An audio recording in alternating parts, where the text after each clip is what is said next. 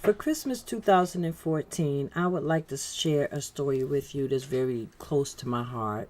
It's called The Forgotten Spirit. It is the very first Christmas story, and right now remains the only Christmas story that I've ever written. But it was a project that I thought was needed, and it was just very special to me. And I wanted to write a Christmas story with a holiday spirit, but also with the true meaning of Christmas behind it. I wanted to highlight the Christ child at Christmas and what he is able to do in people's lives and the power that he's able to bring. So I've decided to just read you a few random chapters from The Forgotten Spirit, A Christmas Tale, and just share this with you as a special holiday gift from me for Christmas 2014. I'm going to read chapters 14, 15, and 16. And chapter 14 is entitled The Pre-Christmas Breakfast. Sam stumbled into the dining room, catching his balance next to the dining room table that Jamie was putting the finishing touches on. Jamie was intent on making sure everything was in its proper place. Her grandmother's table was as stylish as any from a holiday cookbook. Discernment shook his head at Sam's stumbling as he was reminded once again that Sam still didn't have a grasp on gravity in this realm. Perhaps one day, he mumbled under his breath. Just as he was going to ask if Sam wanted to be seated near the food on the buffet where there were two stools, Sam said, "Let's sit there." Sam brushed off his pants legs. He headed for a stool, wondering what the honey buttered jelly biscuit Jamie was still munching on tasted like. As an angel, Sam required no food, water, or substance of any kind. Only when he had to cross the realms and appear as an earthly body did he require those things. And only then did he taste food or experience certain human elements. And even then, it was only in the rarest of instances. Lately, he'd been experiencing the human side a bit more. Sam knew what it was like to be hot and cold, and what it felt like to fall down and skin his knees. He conjured up the memories from his earthly experiences, the aromas from food, such as the ones coming from Lizzie's kitchen. He smiled fondly as he remembered the taste of food. He watched Jamie stuff the last of the giant biscuit into her mouth. "Come on," discernment tugged on his sleeve. Sam could be such a child sometimes. Sam reluctantly turned away, scrambling toward the stool. "I want to be seated when George arrives with Hattie. This is quite an assembly of family that you're going to see here today," the spirit of discernment said. "They're really ordinary compared to Jamie," Sam observed. "That is precisely why she is needed, young one." Discernment settled his robes around him. Although his primary assignments were in contemporary times, he never varied his clothing. As an elder angel, his robes were always pristine and impeccably kept in place. His robes served as a reminder of how differently things operated in the spirit. It was another world from what people knew. There also wasn't any day or night in the spiritual world they inhabited. Only the Spirit of the Lord lighted their world. Just then, George walked in with Hattie beside him. She was walking with what she called her dress-up cane. Hattie was done up from head to toe in gold. She sparkled just like the angels on Lizzie's tree. A spot of ruby red rouge dotted her cheeks. Hattie's eyes sparkled mischievously as she looked ahead to what she considered to be the breakfast of the year. Upon her entry, a chorus of "Good morning, grandmas," greeted her. Instantly, Dwayne and Cherise were at her side. Dwayne removed her coat. Cherise bestowed a warm hug on her. Hattie's bejeweled hand carrying her oldest ruby ring and stunning gold 24-karat triplicate layered wedding band touched Sharice's smooth dark chocolate cheek. Beatrice nodded from her seat. George and Georgette each bestowed a kiss, one on each cheek. Of course, it was Jamie who broke through the fanfare and all of the formality. She flew into Hattie's arms, embracing her as though she were the most important person in the world. "Hi, Grandma! Welcome to breakfast!" Hattie closed her eyes as she wrapped her arms around Jamie. Just as quickly as she had come, Jamie left, sprinting back to the kitchen to help Grandma Lizzie. She was the second chef in command, and she was in charge of the last-minute details of the meal. Immediately filling the void of Jamie's absence, Hattie looked around, noticing that G-Tang was missing. Hattie didn't appreciate the chain of respect being broken. Lizzie was the only exception since she was the chef and really only an in-law. She wasn't blood. As she walked imperiously with her head in the air, she inquired of Beatrice with a bit of a sting to her voice, "Where's David?" Sam chuckled at Hattie's airs. Discernment shot him a glance that wiped the smile from his face. Sam enjoyed the old woman's antics. He thought she was feisty. Beatrice waved her hand airily at her mother. "I don't know. He's around here somewhere." As if on cue, G-Tang emerged from the bathroom. He was glad not to see Jamie, but his grandmother, not seated yet, was a close second to Jamie. She stood there, imperially, staring at him as though waiting for him to bow. G-Tang knew this was not going to be his day. He hated Christmas with a passion. He wished he could wipe Christmas from the calendar. Every year it was the same old garbage. He was so sick of it. He didn't do family well, and every Christmas they made a big to-do out of the family traditions.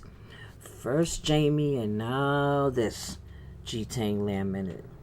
His mother was always forcing him to do stuff, controlling and wielding her purse strings over his head. He saw Beatrice smile slyly, knowing what was coming his way. "David!" His grandmother's voice cracked like a whip. Beatrice loved it when her mother berated her beautiful, stink-attitude son. G-Tang squared his shoulders and rushed over to his grandmother. He kissed her lightly on the forehead and then made sure her pillow was situated just as she liked it before he assisted her in sitting. She was the only person in the world completely immune to the fine specimen of beauty he exuded, or so he thought. Hattie stared at him, sensing an inner turmoil as well as a shift in emotions in him. She watched him intently and then decided against calling him out. Instead, she said, "So how are you, David?" "I'm fine, Grandma, and you?" Hattie sniffed. "I'm always well, boy, you know that." David lifted her bejeweled hand to his lips, kissing it. She peered at him from under her lashes, a trait very much like his own. "Can I get you a glass of orange juice, Grandma?" Hattie preened. Secretly, she had a bit of a soft spot for David when he wasn't in demonic mode chasing drugs. She was well aware of what he did. He was just like his father. "Yes, son, that would be nice." Hattie responded, deciding to let him off the hook. The twins snickered until a withering glance from Hattie was cast their way, and G-Tang rolled his eyes at them. "I'd like a glass of orange juice too, David," Beatrice stated mockingly, enjoying herself at G-Tang's expense. G-Tang only nodded, deciding next time she woke up looking for that bottle of J&B, its contents would be in the toilet. Glad to escape, he headed for the kitchen. Jamie smiled as she passed him on her way to the dining room. "So, my dear," Beatrice said, using the old Southern term for mother dear, "you're looking well today." Hattie positioned her head so as to be able to get a better look at Beatrice. Noting the splotchiness on her cheeks and the puffed eyes that the pancake makeup wasn't hiding, she wished that she could say the same. But she wasn't about to fix her lips to tell a bald-faced lie. Instead, she merely responded, Thank you, Beatrice. Beatrice rolled her eyes as though she could read her mother's mind. George lit his pipe while settling in his chair, observing the years-old friction between his mother and sister. Beatrice turned to him, trying to blow off some of the heat. Hattie always managed to stir it up in her. Now that her focus wasn't on David, Beatrice felt stripped naked by her mother's probing eyes. She told everyone who listened that her mother was harmless, that her bark was worse than her bite, and she didn't believe one word of it. Beatrice had a reputation for being tough, and the fact that she had been and still was afraid of her own mother would only taint that reputation. Many of the street balls that Beatrice had won had been due to her anger at her mother and her need of a whipping post in which to take it out on. Watching her brother puff contentedly on his pipe, Beatrice decided he was an easier target. George, why are you smoking that pipe before breakfast? You know that smoke will float into the food. George laid his pipe in the ashtray, not rising to Beatrice's bait. Uh-huh, he said. He watched his twin namesakes take seats at the backgammon and checkerboard table. He wondered why they bothered every year. They get worked up about who was better as well as who had cheated. Hattie's focus remained on Beatrice. If that's the only habit George has, then I thank the Lord for that, Hattie stated, her voice laced with double meaning. The tension became quite thick. Beatrice was steaming. Hattie always took up for George, no matter what. Beatrice bit the inside of her jaw, a habit she developed as a child when her mother angered her. David, she called, where's that juice? Sam put his chin in his hand. Why is she afraid of her mother? She's a grown woman. Sam put his chin in his hand. Discernment laughed, because Hattie has a second pair of eyes given to her by the Lord. Sam's own eyes widened as a possibility occurred to him that he had never even considered. Do you think she can see us? Before the spirit of discernment can answer, Hattie winked in the direction of the buffet. Sam fell off his stool. He stumbled as he tried to get up from the floor. Discernment stated quietly, as though Sam were still sitting calmly next to him. She has been given the sight to protect the child. She was born with it many years before Jamie ever entered the world. In the kitchen, Jamie bowed her head and whispered a Christmas prayer for her family. The instant she finished the prayer, the antique grandfather clock in the living room chimed, indicating it was time for pre-Christmas breakfast to begin. The striking of the hour was also heard by the stranger poised outside of the door. Sam resettled himself on the stool. His spirit stirred. Discernment glanced down on him, and a light shone from his eyes, raining down on Sam, who basked in the glow of it. Peace be still, Sam said softly, and just then the doorbell rang.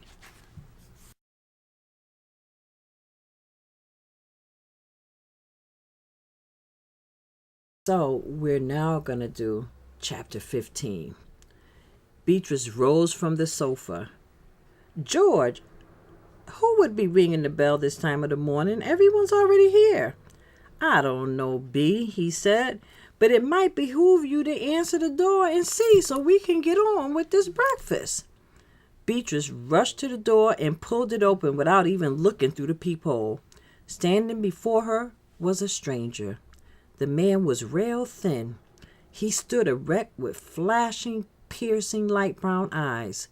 His eyes were in stark contrast to his coal black skin, which had a look of chiseled marble.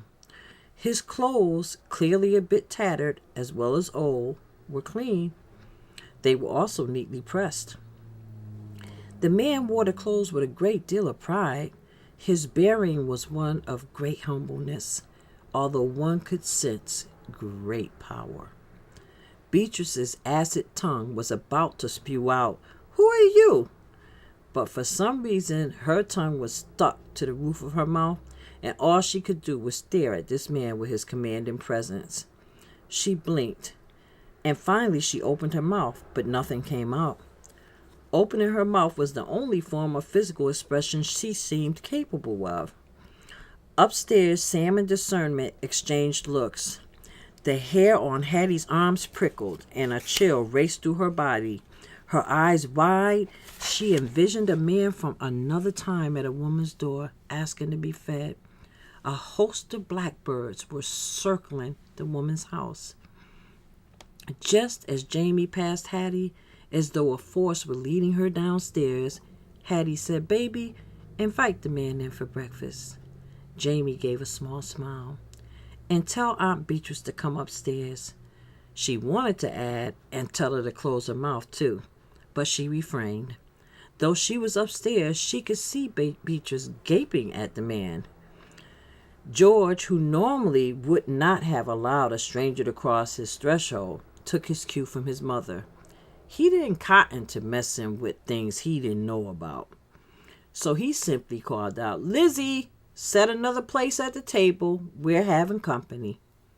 In the kitchen, Lizzie looked at the wall clock that had stopped ticking. It was frozen in time. A shiver ran through her body at George's words. "Okay, sweetheart, I'll bring another setting right out." She was not even questioning George's on-the-spot addition. Dwayne and Charisse exchanged glances, but that was all. The twins got up from the checker game. They huddled together on the couch, their eyes now fastened for some reason on the staircase. G-Tang, who was once again sitting with his legs sprawled out in front of him, gauged the total shift in temperature in the room. He thought, "Lord, I wish I had a blunt." A response blew right through him. "You don't need a blunt, David." Someone was breathing right next to his ear. He turned his head, but no one was there. G-Tang sat up. Fear was tingling through his every limb, and his skin had turned clammy. Jamie finally reached the bottom step. They all watched silently as only Beatrice came up the stairs, looking as though 10 years had been shaved from her life. Hattie's heart thumped at the sight of her. At the bottom of the stairs, Jamie smiled brightly. She stuck out her hand. "Hi, I'm Jamie Lynn Brooks," she said formally. The man at the door returned Jamie's smile. "I know who you are, Jamie. Merry Christmas." Jamie's eyes widened. "You do?" "Yes." "How do you know me?" Lowering his voice to a whisper, he bent down to her level and asked, "Can you keep a secret?" Jamie nodded vigorously. "I know you because we're related, though not in flesh." Jamie stood with her small hand in his grip as though it were the most natural thing in the world, feeling the truth of his words. "You're here for breakfast, right?" "Right." "Come in. Welcome to our home. Let me hang up your coat." He handed his coat to her. The tattered old coat looked out of place on the sparkling cherry wood coat rack. Jamie reached out, and hand in hand they ascended the staircase. "Let me introduce you to my family," she said. "What's your name?" "Elijah," the man responded. "My name is Elijah." "Do you have a last name?" Jamie inquired. She'd never met anyone who didn't have a last name. "Elijah's all I need," the man responded. Jamie's eyes glowed with a special light. She smiled. She turned on the step for an instant and threw her arms impulsively around the stranger's neck. Touched deep in his spirit, the stranger hugged the little girl back. And that was how a spirit many years old came to breakfast one pre-Christmas morning in the hood. Outside of George's house, a sea of blackbirds surrounded it, lining up in the formation of a battalion. They were on the roof, in the front yard, as well as in the backyard. They covered practically every inch of space available. When the stranger departed, so would they. "My name is Elijah," the stranger whispered once again.